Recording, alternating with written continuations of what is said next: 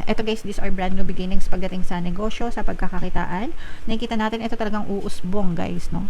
Uusbong, yung mga nag-i-invest, yung mga nagne-negosyo, mga kapiksi. Tuloy-tuloy na magiging malago at saka malayo pa yung mararating nitong mga negosyo na to. Lalo na kung nagsisimula pa lang kayo, mga kapiksi. So, let's say for example, nagsisimula kayo ng, kunwari, printing business, no? Kunwari lang. Parang sa simula mahirap, sa simula konti, no? Pero unti-unting lalago yan at saka lalaki, mapapalaki nyo yung mga negosyo nyo and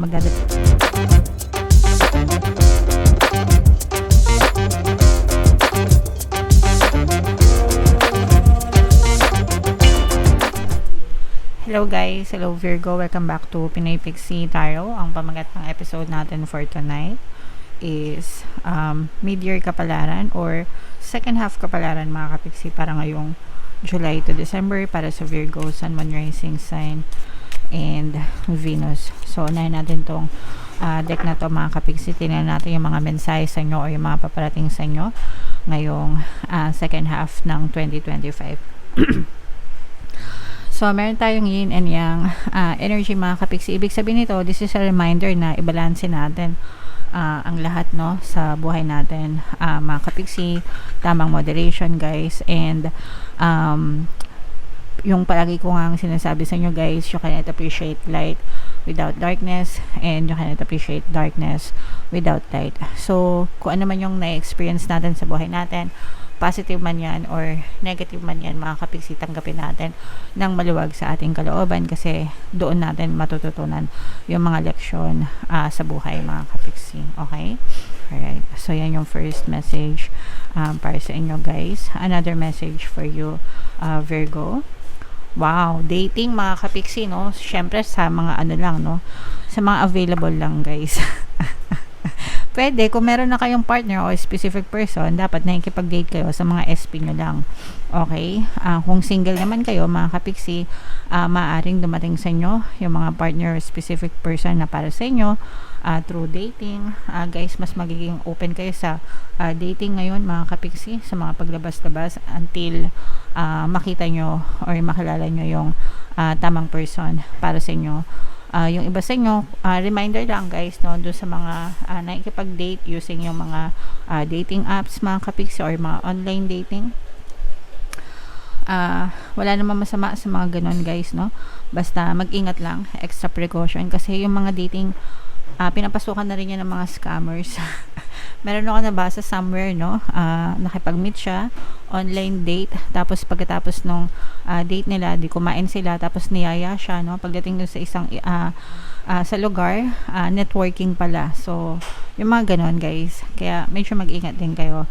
Mas maganda pa rin yung makikipag-date kayo naturally, at least, di ba? In my opinion, at saka dun sa at least kilala nyo sana or medyo may kilala kayo about that person para ma-check nyo rin yung mga background check, di ba, para makilala nyo rin yung pagkatao ng person.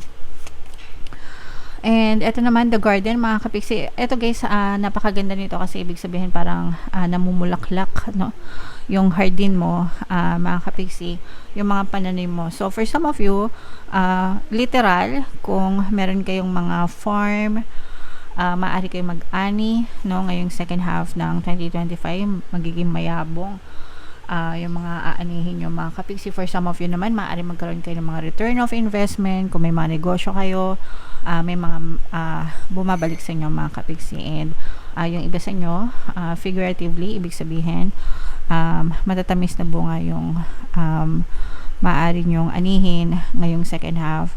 Mga effort yon guys, resulta ng mga effort nyo, pagsisikap nyo sa buhay. Okay? So, i-mind-mind nyo na yan guys, itong dating na to, itong mayayabong na bunga, matatamis na bunga, i-mind-mind nyo na guys sa comment section.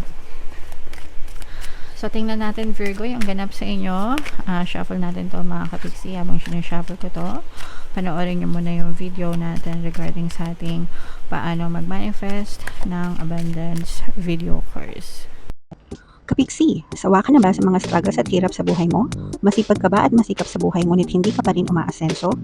Ilang beses ka na bang nag-attempt mag-negosyo at mag-invest pero palagi ka pa rin nalulugi? Sa pagkakataon na ito ay maaaring may subconscious beliefs ka na nagiging balakid sa iyong pag-unlad at pagyaman. Introducing, paano mag-manifest ng abundance video course. Dito ay matututunan mong ma-overcome ang mga balakid mo para tuluyan ka ng umunlad, umasenso, sumagana, maging matagumpay, successful at maswerte sa iyong kabuhayan, pera, trabaho, negosyo, salapi at kaperahan ng bonggang-bongga. Dali, mag-send na ng email sa pinoypixie@gmail.com at simulan na ang iyong pagyaman ngayon. Alright, so sa lahat ng gusto mag-avail ng course guys, naka-flash sa screen nyo. Una, meron tayong paano mag-manifest ng abundance video course. Meron din tayong paano mawala ang third party at magkaroon ng harmonious na relationship. And meron din tayong paano pabalikin si ex, revise breakup. So sa mga interesado guys, mag-send lang kayo ng email sa pinoypixie@gmail.com. So Virgo guys, kayo ay na-represent ng King of Pents sa ating spread mga kapixie. So latag natin yung spread nyo guys. So by the way, ito yung sa loob ng 6 months, no? So anytime guys sa loob ng 6 months pwede nyong ma-experience itong mga energies na to. By the way guys, sa mga naghahanap ng mga pampaswerte na lucky charms, lucky bracelet, may mga items na makikita kayo guys sa description box nitong video. Check nyo na lang yung mga items doon mga kapixie. So, this is both negative and positive mga kapixie. Unahin natin yung negative guys, no? For some of you, kung meron kayong mga anak guys, no, parang medyo merong magkakaroon ng konting pasaway, medyo konting away, medyo konting pasaway mga kapixie. And pwede rin guys, kung meron kayong nakakabatang kapatid na parang medyo immature mga kapixie, medyo maaari kayong magkaroon ng konting tampuhan, konting initan ng ulo. So medyo iwasan nyo na lang yung mga ganon mga kapixie. Although nakita rin naman natin na parang lang to, moment lang sa buhay nyo guys, kasi on the good side nakita natin ito yung very harmonious na relationship to guys, no? So hindi lang sa loob ng tahanan, pero yung relationship in general mga kapixie, sa family, friends, sa community, sa mga katrabaho, yan. So, ibig sabihin, you will experience abundance of love and happiness. Feeling ko yung iba sa inyo guys, parang ikakat nyo rin or puputulin nyo yung mga toxic na mga tao sa buhay nyo, yung mga toxic na friends, toxic na colleagues, toxic na acquaintance. Tapos ikikip nyo lang yung mga tao na positive, yung mga tao na masasaya, yung mga tao na parang deserve nyo lang na nasa circle nyo. Okay? And this is abundance of love and happiness, and this is abundance of money. So dobleng combo ito guys, no? Pagdating sa love at saka sa kaperahan, nakikita natin na talagang punong-puno ng pag-ibig, punong-puno ng kasaganaan yung maaari nyo ma-experience guys. Very stable yung relationship and very stable din yung pasok ng kaperahan sa buhay nyo mga kapixie. Bukod pa dyan guys, nakikita rin natin na magiging very progressive. Kumbaga, yung natitirang 6 months nyo ngayong second half, parang ipupush nyo yan na maabot nyo yung mga goals nyo, maabot nyo yung mga desires nyo, especially kung hindi nyo pa siya naaabot ngayong first half ng 2025. So parang nakafocus lang talaga yung energy nyo guys dun sa mga bagay na gusto nyo ma-achieve sa buhay nyo mga kapixie. Okay? For some of you, may mga makikipagbati din sa inyo mga kapixie, no? So lalo na guys, yung mga kung meron kayong mga nakaalitan, mga nakaaway pagdating sa kaperahan. So let's say for example, nag-away kayo ng kaibigan nyo dati kasi inutangan kayo, hindi kayo binayaran, tinakbuhan kayo, parang mag-offer sila ng apology, ganyan. And pwede ring ibalik nila sa inyo yung mga nautang nila sa inyo, yung mga tinakbo nila sa inyo mga kapixie. Okay? So nagkakaroon ng mending sa mga relationship mga kapixie. Alright? So, i-mind nyo to guys, itong mga success na to, tagumpay, itong abundance of love, abundance of happiness, abundance of money, security sa love, and security sa money guys. I-mind nyo na yan guys sa comment section mga kapixie. Okay? So, what else guys? Tingnan pa natin kung ano pa yung mga positive energies na meron sa inyo. Yung iba sa inyo guys, kung ang mga lover nyo guys is mga ibang lahi, no? Kasi yung iba sa inyo mga kapiksi, parang ibang lahi yung inyong karelasyon, guys. So medyo mag-ingat-ingat kayo, especially kung hindi nyo pa masyadong kilala yung ugali nung expat, or ano ba tawag doon ngayon, AFAM. AFAM na yung tawag ngayon, no? Dati expat. Yung mga jowa nyong foreigner, ganyan. Kasi yung iba sa inyo parang baka mabiktima kayo ng panduloko, ng cheating. Mga kapiksi, baka akala nyo kayo lang yung pamilya, yung pala meron pang iba. And so tsaka medyo maraming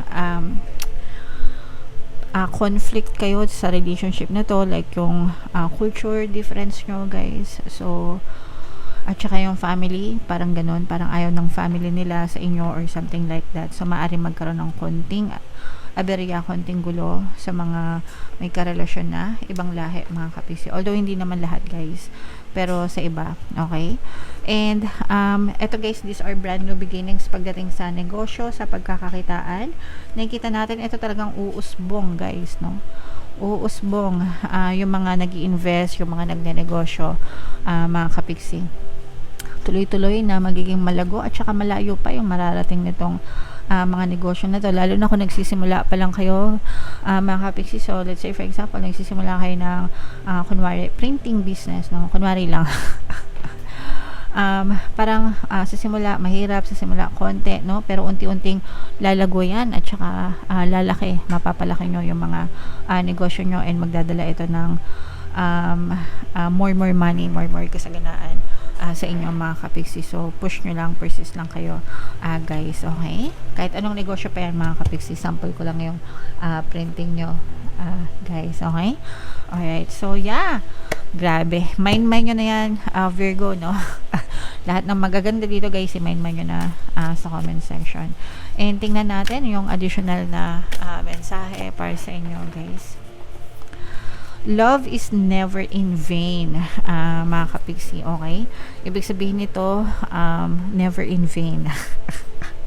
Palagi lang masaya yung pag-ibig, mga kapiksi, lalo na kung maganda yung perception natin about love. Love, masarap umibig, guys, no? Love, wag nating isumpa yung pag-ibig dahil lang sa mga failed relationships nyo before. Hindi kasalanan ng pag-ibig yun, guys. Kasalanan yun ng tao, no? Pero wag nyo sasabihin na, yung iba kasi, mga kapiksi, no, kapag nasaktan na sila, ayoko nang umibig, masakit magmahal. So it's not love that hurts, it's the person, no, yung person, yung pag-ibig sa maling tao. But if you have the right person, mga kapiksi, ay Diyos me, para kayong nasa cloud 9, palagi nasa alapaap, guys. So you have to choose your partner wisely, guys, okay? So, basahin natin, guys. When you finally see what this whole time-space thing is all about, you're going to laugh, you're going to cry, you're going to be so happy you loved as much as you did, okay? So, sabi ko naman sa inyo, guys, masarap magmahal, masarap ma-in love, mga kapiksi, no? As long as nandun kayo sa tamang person, mga kapiksi, guys, kahit ano pang itsura niya, no? Sometimes kasi, tayo parang ano lang, no? Pumipili lang tayo sa, nagbe-base lang tayo sa physical, no? Pero yung personality, minsan nakakalimutan natin, di ba? Yung ugali, ganyan. Kapag lumabas na, ayan na. Minsan naman, kahit na distorted na nga yung itsura, distorted pa rin yung ugali. So, wala siyang ano, guys, no? Wala siyang one size fits all pagdating sa romance, mga kapiksi. As long as bukod sa mahal nyo yung isa't isa, dapat maganda din talaga yung ugali, yung personality. Kasi sasamahan nyo yan, di ba? Pakikisamahan nyo yan habang buhay. And dapat maayos din yung trato nila sa inyo, guys, okay? Alright. So, wag kayong pipili ng mga partner na magagaspang yung ugali, mga kapiksi. Okay? Alright. So, comment down below, Virgo, if feeling nyo naka-resonate kayo dyan. Again, yung mga magaganda dito, guys, i-mind nyo na sa comment section. For more tarot readings, guys, ito yung playlist nyo. Ito naman yung ating success stories ng paano mag-manifest ng abundance video course. Click here to subscribe, guys. Ito yung ating mga pampaswerte subliminals. Thank you for liking, sharing, and subscribing. See you next time. I love you all, mga kapiksi. Have a nice day. Bye-bye.